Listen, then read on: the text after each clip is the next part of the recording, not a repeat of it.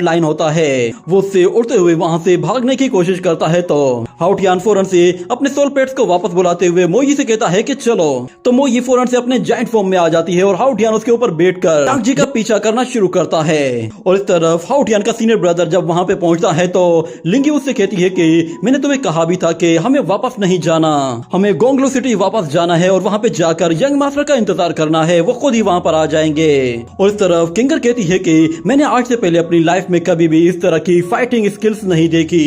ये ice elf सच में बहुत ही ज्यादा पावरफुल थी और उसके पास तो डिफेंस कमाल का है। और दूसरी तरफ चू निंग कहता है कि मुझे यकीन नहीं आ रहा कि ये मेरा भाई है। आज से कुछ साल पहले तो वो सोल पेट्स को देखकर ही डर जाया करता था और अब वो इतना स्ट्रॉन्ग हो चुका है कि यांग जी जैसे बंदे का पीछा कर रहा है। ये हमारी चू फैमिली के लिए बहुत ही अच्छी बात है। फाइनली अब हमारे पास एक उम्मीद है, हम लोग अपनी चू फैमिली को दोबारा से रिवाइव कर सकते हैं। ये कहकर वो जोर जोर से हंसना शुरू कर देता है, जिसकी वजह से वो सब लोग उसे काफी हैरानी से देख रहे होते हैं। इतने में फिर किंगर को कोई आवाज सुनाई देती है तो वो कहती है कि थर्ड ब्रदर वो वहाँ पे है। तो चू निंग भी कहता है कि हाँ वो सामने है। ये कहते ही वो लोग फौरन से हाउटियान का पीछा करना शुरू करते हैं। तो हाउटियान दूसरी तरफ यांग जी का पीछा कर रहा होता है, मगर वो देखता है कि यांग जी हवा में ऊपर जाने की कोशिश कर रहा है। तो वो मोई से कहता है कि फौरन से उसके पर जला दो।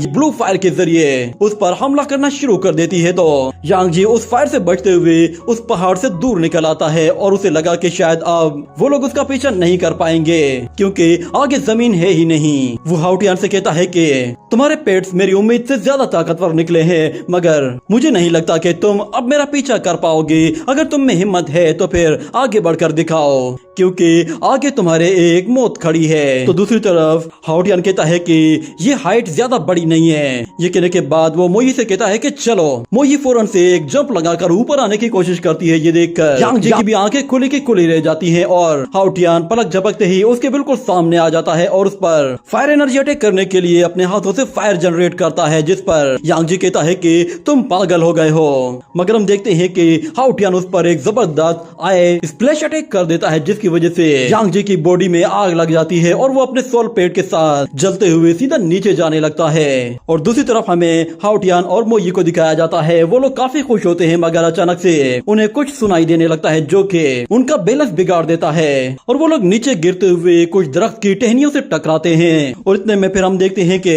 चू निंग और किंगर दोनों ही वहाँ पर आ पहुँचते हैं। तो वो लोग हाउटियान को नीचे गिरते हुए देखते हैं। वो मोई के साथ पहाड़ की गहराइयों की तरफ चला जाता है। ये देखकर उन्हें लगा कि शायद वो लोग अब उसे दोबारा कभी भी नहीं देख पाएंगे, क्योंकि इतनी ऊंचाई से गिरने के बाद कोई भी खुद को नहीं बचा सकता।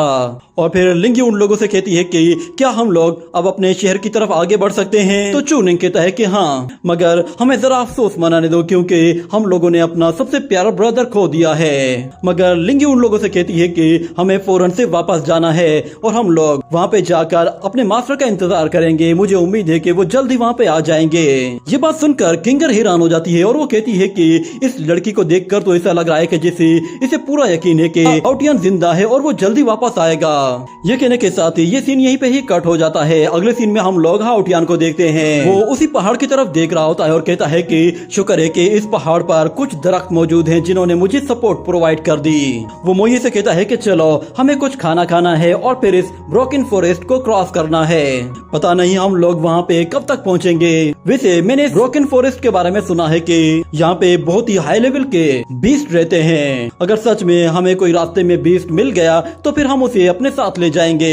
इस तरह हमारा एक और पार्टनर आ जाएगा। जिसके बाद अगले सीन में हम लोग देखते हैं कि वो एक ऐसी जगह पे आता है जहाँ पे उसे एक बीस्ट सोता हुआ दिखाई देता है। तो हाउटियान एक जगह छुप जाता है और मोई से कहता है कि ये बीस्ट मेरी उम्मीद के हिसाब से काफी पावरफुल है, मैं इसे अपना पार्टनर बना सकता हूँ। मगर फिर वो देखता है कि वहाँ पर सेम सी टाइप का एक और बीस्ट आ रहा है। उस दूसरे वाले बीस्ट को देखते ही हाउटियान कहता है कि मोई, क्या तुमने देखा, ये वही बीस्ट है जो कि काफी टाइम से हमारा पीछा कर रहा है। पता नहीं आखिर ये हमारे पीछे क्यों पड़ा हुआ है। ये कहने के बाद हमें उसका फ्लैशबैक दिखाया जाता है, जिसमें हम देखते हैं कि उसकी मोई के साथ जब फाइट हुई थी तो मोई ने उसे बहुत ही बुरी तरह से हराया था, मगर वो बीस्ट हार मानने को तैयार नहीं था।